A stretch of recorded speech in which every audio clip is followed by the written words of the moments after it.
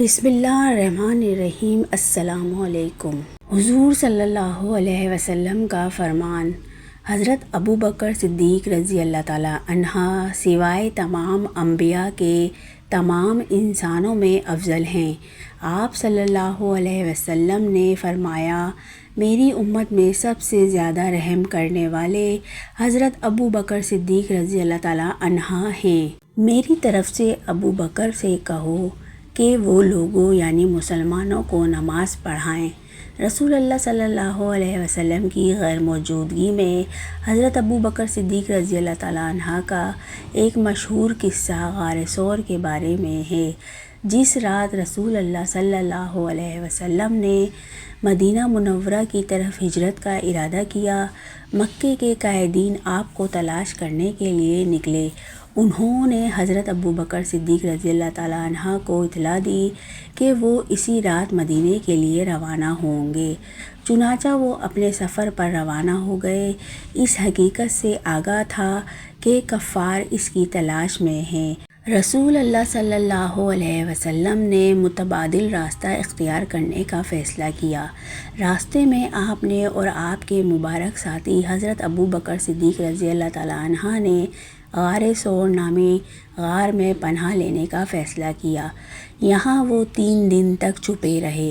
حضرت ابو بکر صدیق رضی اللہ تعالیٰ عنہ نے کہا، جیسا کہ عمر بن خطاب رضی اللہ تعالیٰ عنہ سے روایت ہے کہ میں اللہ کی قسم کھا کر کہتا ہوں کہ آپ صلی اللہ علیہ وسلم غار میں داخل نہیں ہوں گے اس سے پہلے کہ میں ایسا کروں، کیونکہ اگر اس میں کچھ ہے تو مجھ پر حملہ کیا جائے گا اور تم نہیں۔ پھر وہ غار میں داخل ہوا تو اس کے پہلو میں کچھ سوراخ نظر آئے۔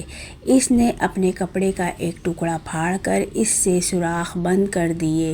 جب ابھی 2 سوراخ باقی تھے تو اس نے اپنے پاؤں ان میں ڈالے اور رسول اللہ صلی اللہ علیہ وسلم کو غار میں داخل ہونے کو کہا۔ جب وہ ایسا کر چکے تو رسول اللہ صلی اللہ علیہ وسلم نے اپنا سر مبارک حضرت ابو بکر صدیق رضی اللہ تعالیٰ عنہ کی گود میں رکھا اور سو گئے۔ حضرت ابو بکر صدیق رضی اللہ تعالیٰ عنہ کے پاؤں میں سے ایک سوراخ میں کسی مخلوق نے ڈنک مارا، لیکن وہ اس ڈر سے نہ ہلے کہ کہیں وہ رسول اللہ صلی اللہ علیہ وسلم کو پریشان نہ کر دیں اور آپ کو نیند سے بیدار کر دیں۔ علماء اہل سنت و جماعت کا یہ اجماع ہے کہ اس امت میں سب سے عظیم شخص ابو بکر، پھر عمر، پھر عثمان اور پھر علی رضی اللہ تعالیٰ عنہ ہیں۔ عظیم ترین صوفی بزرگوں نے بھی سنی مسلک کے اس اصول کی تصدیق کی ہے کہ خاص طور پر نقشبندی صاحبان اس عقیدے کو مضبوطی سے رکھتے ہیں کہ نہ صرف مستند روایات کی بنیاد پر بلکہ اپنے کشف سے بھی ابو بکر صدیق رضی اللہ تعالیٰ عنہ کی زندگی رسول اللہ صلی اللہ علیہ وسلم نے اپنے آخری خطبے میں فرمایا، میرے لیے ابو بکر سے بہتر کوئی ساتھی نہیں ہوا۔ واقعی یہ ایک عظیم انعام ابو بکر نے کمایا تھا۔